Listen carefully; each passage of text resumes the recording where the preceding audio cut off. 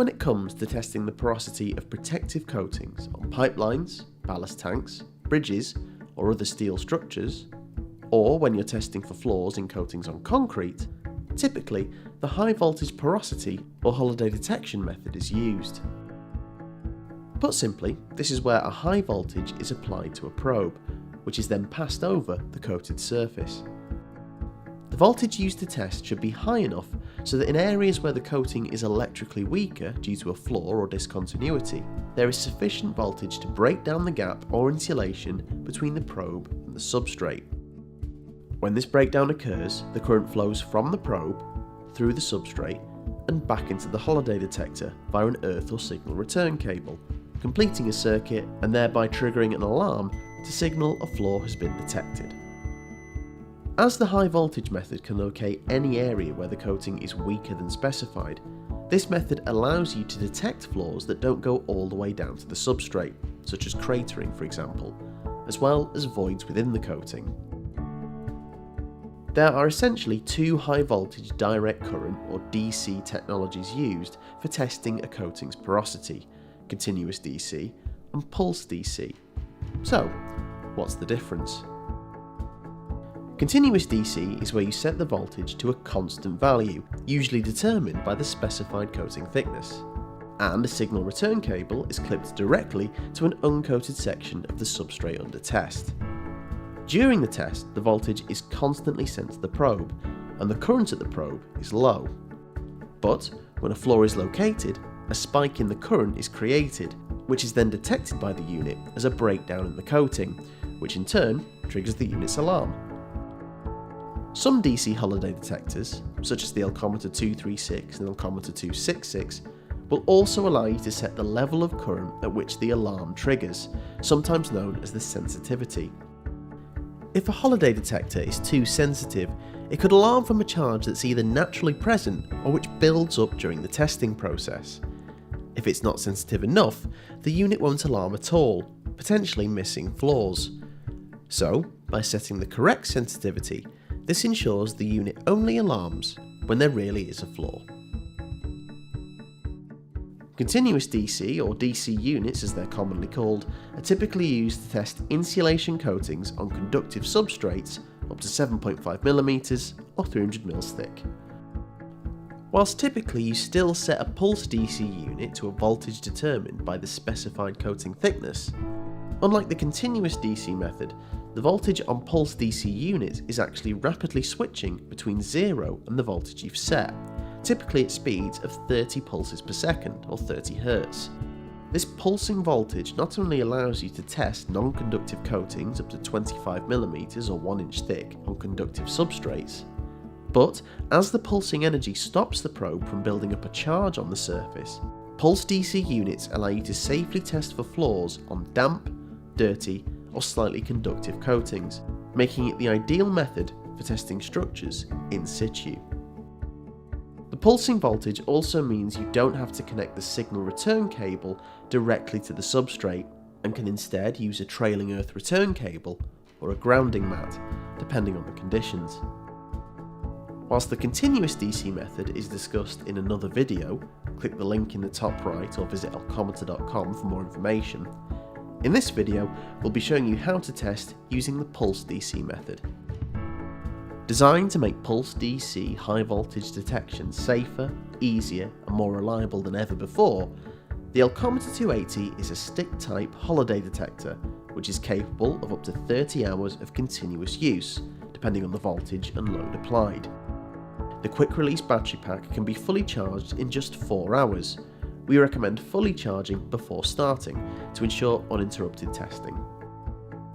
Please note, while this video is intended as a guide for how to use the Elcometer 280, you should always refer to the instrument's instruction book before use, and always take extreme care when using high voltage equipment. With the Elcometer 280 switched off, insert the signal return lead plug into the socket.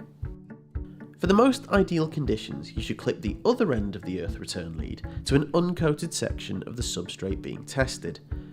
When testing on concrete, either hammer a masonry nail or conducting spike into the concrete, or use any exposed uncoated rebar or uncoated metal pipework, and connect the earth return cable to it. This makes your earth signal return contact. But whilst the crocodile clip is the ideal way to test, as you're effectively applying a pulsing voltage between 0 and the applied voltage, Pulsed DC units such as the Elcometer 280 can be used with the trailing earth cable, which doesn't have to be connected to the substrate, making it perfect for quickly testing large surfaces and pipelines without constantly having to clip and unclip the return lead every time the length runs out. As long as the substrate itself is grounded, and is on ground which is wet enough to conduct electricity, you can test this way. In some instances, you can simply use a grounding mat as a larger trailing lead, aiding in the grounding when in dry conditions. However, if you don't have access to an uncoated area of the substrate, or when the ground itself is dry, you can use the Elcometer 280 grounding mat and grounding pin to couple the substrate to the unit's ground. Simply wrap the conductive rubber mat around the coated pipe and connect it to both the grounding pin, which is secured into the ground, and the signal return lead. The rubber mat then works as a capacitor, creating your earth signal return contact. When testing coatings on concrete, if the concrete substrate doesn't have enough moisture in it to conduct electricity, then it's unlikely you'll be able to test using a continuous DC detector. However, there is a way you can test using a pulsed DC detector. Simply place the trailing earth return cable against the bare concrete and place a damp cloth or wet sand-filled paper bag on top of it. This simultaneously makes a secure contact point for your earth return cable and adds moisture to the concrete, aiding the conductivity of electricity. Next, fit the probe you're going to test with. Elcometer has a wide range of probes for different applications and coating types. There's a separate video on choosing the right probe for your application later in the series. With your chosen probe fitted, switch on the Elcometer 280 and select the voltage you wish to test with. The voltage you should use is dependent on the dielectric strength and thickness of the coating being tested, and/or the test method or standard you're working to.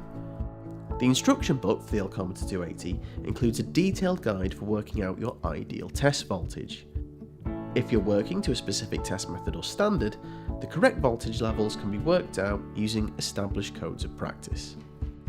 However, the Elcometer 280 makes working out your test voltage easier than ever before with its inbuilt voltage calculator.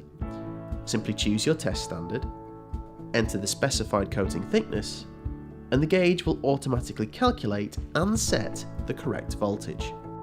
Furthermore, the Elcometer 280 has an internal Jeep tester, ensuring your chosen voltage matches your actual test voltage. To ensure safe testing, voltage isn't sent to the probe until the two-stage safety switch is activated, which avoids accidental switch on, and automatically cuts power to the probe should you lose grip of the handle. Place the live probe on the test surface and move it over the work area at a constant speed, as defined by the test method or standard you're working to, keeping the probe in contact with the surface at all times. If you need to move to a new location to test, and you're connected to the substrate via a clip or grounding mat, always switch off the instrument before disconnecting any cables. In the next part of the Elcometer pinhole and high voltage detector series, we'll be showing you the range of probes you can use with Elcometer's continuous DC and Pulsed DC Holiday Detectors, and how to work out which one is best for your application. You can click the pop-out in the top right to go to the next video in the series, select one of the icons at the end of the video, or simply visit elcometer.com if you can't see the links. And please, don't forget to subscribe to the Elcometer channel to be notified of any new videos.